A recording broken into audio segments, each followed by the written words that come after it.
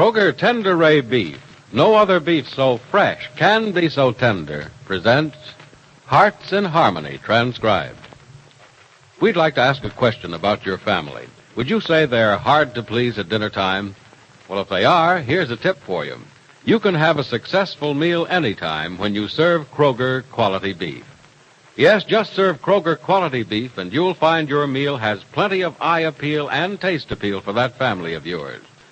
And when you visit your nearest Kroger store and buy Kroger quality beef, buy it with confidence, for it's the very best beef you can get right now. It's delicious, it's tender, it's juicy, and it's bound to be a wonderful treat for you and your family. Watch how delighted your folks are when they see what's on the menu, for beef is almost everybody's favorite meat. Yes, lady, you can be sure of delighting everybody when you serve your family's favorite cut of Kroger quality beef. Visit your Kroger store, step up to the counter, and ask for Kroger quality beef the way you like it best. And remember this, Kroger quality beef is the best beef you can get right now. Buy Kroger quality beef with confidence at your neighborhood Kroger store. And now, Hearts in Harmony. Today is the day that Penny Gibbs' mother, Grace, is to arrive in Rossville with her ailing husband, Jed. Penny has been given only a hint of the nature of Jed's illness, but something has told her that it's serious. With Nora Williams' help, Penny prepares the guest room. If you get on the other side of the bed, Nora, we can make it in half the time. All right, Miss Gibbs, but I can do it by myself if you'll let me. No, Nora. We'll get the room ready together and get it done in half time. All right. Pull the sheet a little bit in your direction. Okay. There, how's that? Mm-hmm. Seems to be centered now, doesn't it? Yeah, it does. You better tuck the bottom in. Mm-hmm. Oh, crickets, but this sheet is a big one. It's double sized. I like big sheets when I can get them. Looks almost big enough for a double bed. Mm-hmm, it is just about. Well, you make hospital corners, too, don't you? Mm-hmm. I've been making hospital corners since I was a little girl. Did you learn that from your mother? Oh, no, Mother was too sick to show me how to do anything. Oh, I'm sorry, Nora. Oh, it's a long time ago. I can hardly remember. Daddy taught me how to make a bed. And what a hard time I had learning. I tore the bed apart every time I tried. That was at first, though. I had a pretty bad time with it myself at first, but it's kind of simple once you know how. Mm-hmm. Daddy says everything is simple once you know how. Well, I agree with him. You have a great deal of faith in your father, don't you, Nora? Mm-hmm. I think he's just super, Miss Gibbs. And I felt so sorry for him after Mother died. Oh, here, let me help you with the top sheet, too, Miss Gibbs. You know, you've scarcely mentioned your mother before this, Nora. Were you very little?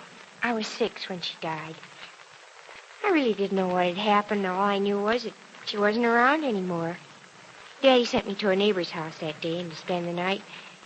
When I came home the next day, I saw that Mother was gone and Daddy'd been crying. And even though I didn't really know what it was all about, I knew it was something bad. Well, it's very difficult for children to understand those things, Nora. Oh, I understood after a little while. Daddy explained it to me. And it was a funny thing. Well, it's funny as I look back on it. All the time he was telling me he was trying not to upset me too much. And all the time I was listening, I was hoping he wasn't too upset.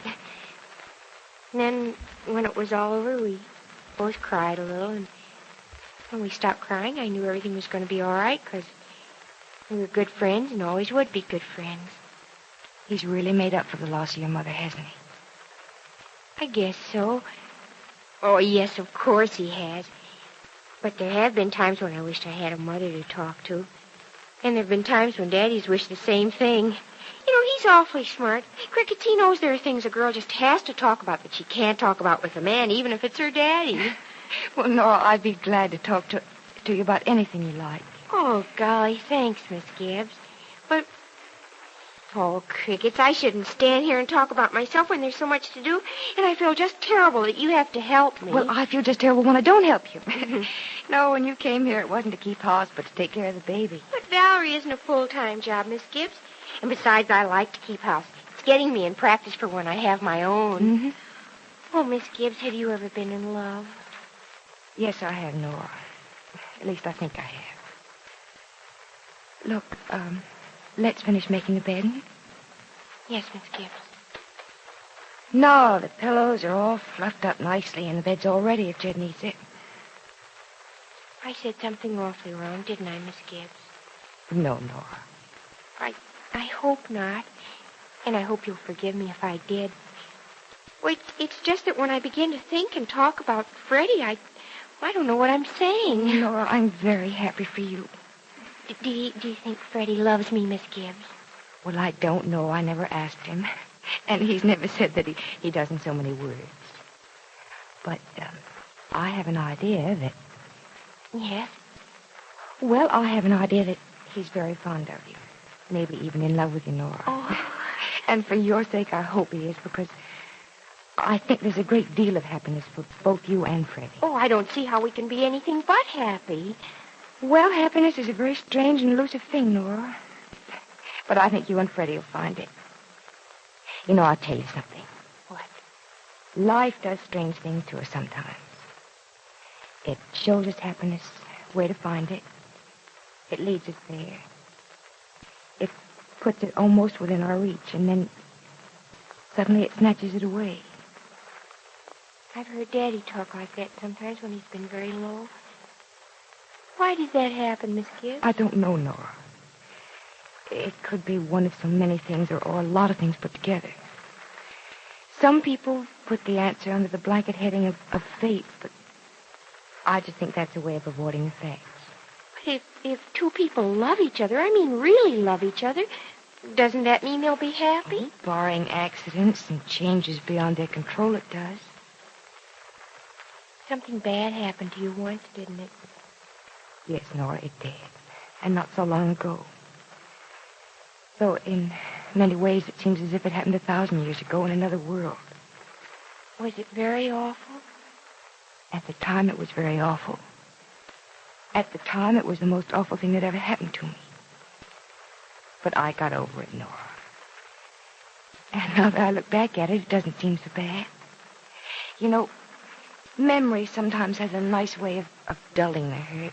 Oh, Miss Gibbs, I hate to think of you being hurt. And I hate to think of you being hurt, Nora. That's why I hope so hard that things for you and Freddie will work out the way you want them to. And for some reason, I think they will, Nora. Look, darling, you're both young. You're both free from outside influence. Oh, Crickets, being in love makes me feel awful. If something happened to make me fall out of love, I guess I'd feel even worse, wouldn't I? Mm-hmm, you would. You would until you could forget it. Nora, it's the memory of it that's so hard to take. It's remembering it that hurts me a little bit. Oh, Crickets, Miss Gibbs, I did the wrong thing asking you about it, didn't I? No, Nora, you aren't the one who reminded me about it. He reminds me about it all the time. He does? You still see him? I see him almost every day. So do you. It's Mr. Keith. It's Mr. Keith. Oh, golly, I knew you were awfully good friends, but I had no idea that you... Well, that you were special to each other. Sometimes, Nora, I wonder whether we were special or not. What do you mean, Miss Gibbs? Oh, it's a long story. I'd better tell it to you some other time. Come on now. We'll get the vacuuming done because Mother and Jed will be here and... Nora, look. Hmm? Look, that car just stopped in front of the house. Yes, I saw it too, Miss Gibbs. It looks a little like an ambulance. That's what it is, Nora. It is an ambulance. Look, you see that everything's all right in here. I'll go out and meet them. All right, Miss Gibbs, I'll have the room finished in just a minute. Golly, oh, golly, oh, golly, oh, golly, oh, golly. Mother! Mother! Penny, darling, don't come out here without your coat. You'll get your I don't care. Oh, Mother. Penny, darling. Oh, Mother, what's the matter with him? Now, darling, it's nothing to get excited about. Jed's all right. Of course I'm Oh, all right. Jed. No, child, don't look at me as if I were a ghost.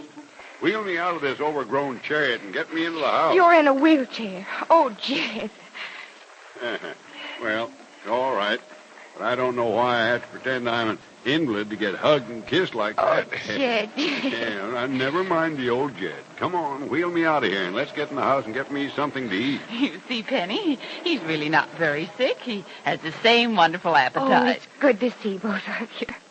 Come on, Mother. You take one side of the wheelchair. I'll take the other. Well, the attendants will move in, Penny. They will not. I want you and Penny to wheel me in the house. If I'm going to be sick, I want to be taken care of by beautiful women, not by a couple of uniformed musclemen. All right, dear. But I haven't decided whether or not I'm going to be sick. I have to see how much fuss you're going to make over it. Warm by the fire, Jed? Darn near roasted. Think I better wheel myself back a little. Come on, I'll do it for you. No. You don't. I wheel myself from now on. I'd have run this contraption into the house by myself, too, only it's uphill. You see how I can move myself around in this chair? Mm-hmm. You do it beautifully. You're sure you don't want to go upstairs and go to bed for a while, huh? Not till it's dark. Can't stand going to bed in the daytime. Where's Grace? Mother's in the kitchen with Nora getting you something to eat. How far away is the kitchen? Now, 20 miles? They're fixing you something very special. Now, it'll be out in just a little while. No, better be. Hey, gosh, child, I think you're looking more beautiful every day. Oh, thank you, darling. And honestly, Jed, you are looking well. Your face is full and your color's good. It makes you wonder what's the matter with me, doesn't it? Mm-hmm. You aren't faking, are you? Well, now, maybe I am, just to see how much your mother loves me. In sickness and in health, the preacher said. Well, I did all right while I was healthy. I sort of thought I'd test your mother by pretending to be sick. I wouldn't put that past you. You always did like to play jokes. Jed. Seriously, what's wrong? Mother won't tell me. Your mother doesn't know what's the matter with me. The doctors don't know what's the matter with me. And I don't know what's the matter with me. And there isn't anything the matter with me except that I just can't walk. Oh, no. Infernal nuisance not being able to walk, too. And I like to walk. Been walking all my life. Maybe that's the trouble. Well, what do you mean, maybe that's the trouble? Well, maybe my legs are just plain tired out and they've decided to rest a while. Yeah, maybe that is it. Mm-hmm. Maybe just as soon as your legs are rested, they'll be walking again. Mm-hmm. Oh, that is it. I know you'll be walking again, Jed. I know that. You don't know anything of the sort, child. And the doctors say I'll never walk again. Never. They say I'll never get out of this wheelchair. Oh, darling. Yep, that's what they say. Bunch of them put their heads together and did a lot of mumbling and buzzing that I couldn't make head or tail of. And then they came up with the news that I'd never walk again. But, you know something, child? No, what? They've convinced the folks in Mapleton I'm going to spend the rest of my life in this pushcart. They convinced your mother and her friends. And like as not, they'll talk you into it, too. But they haven't been able to get me to agree to it. And they never will. So Jed Billings is confined to a wheelchair. Is his mysterious illness going to make him an invalid and burden to his family the rest of his life? Be sure to listen to the next dramatic episode of Hearts in Harmony. Lady, did you know this? Did you know that Kroger quality beef is the best beef that's available on today's market? Yes, you can buy this beef with confidence that it'll be deliciously tender and brimming with flavorful, rich juices. Get some and then wait until that family of yours comes home and the aroma of superbly cooked Kroger quality beef greets them. Just watch their faces light up. Just watch the glowy mood it puts them in. Yes, Kroger quality beef can make your dinner a meal that's sure to please every member of the family. So don't delay. Visit your Kroger store and get deliciously tender, juicy Kroger quality beef.